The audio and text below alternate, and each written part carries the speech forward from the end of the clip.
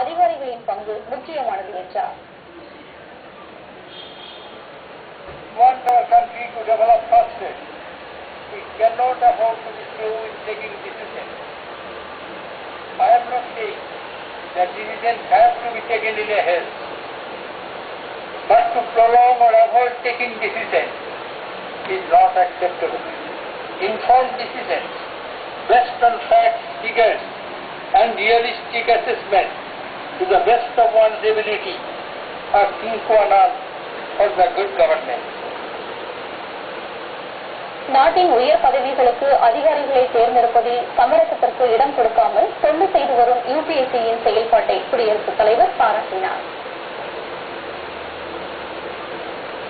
குடியரசுத் தலைவர் பிரணாப் முகர்ஜி 3 நாள் பயணமாக அருணாச்சல் பிரதேஷ், நாகாலாந்து மாநிலங்களுக்கு இன்று செல்கிறார். குடியரசுத் தலைவர் பொறுப்பேற்ற பின் பிரணாப் முகர்ஜி அங்கு செல்வது இதுவே முதன்முறையாகும். சீன எல்லையை ஒட்டி இந்த மாநிலம் அமைந்துள்ளதால் குடியரசுத் தலைவரின் பயணம் முக்கியமானதாக கருதப்படுகிறது. அருணாச்சல் பிரதேஷ் சட்டமன்றத்தில் அவர் உரையாற்றுகிறார். நாகாலாந்து மாநிலம் அமைக்கப்பட்டதற்கான பொன்விழா கொண்டாட்டத்திலும் அவர் பங்கு கொள்கிறார். 1963ஆம் ஆண்டு டிசம்பர் 1 தேதி நாகாலாந்து உதயமானது. கோஹிமா போர் நினைவிடத்தில் குடியரசுத் தலைவர் மலர் வளையம் வைக்கிறார்.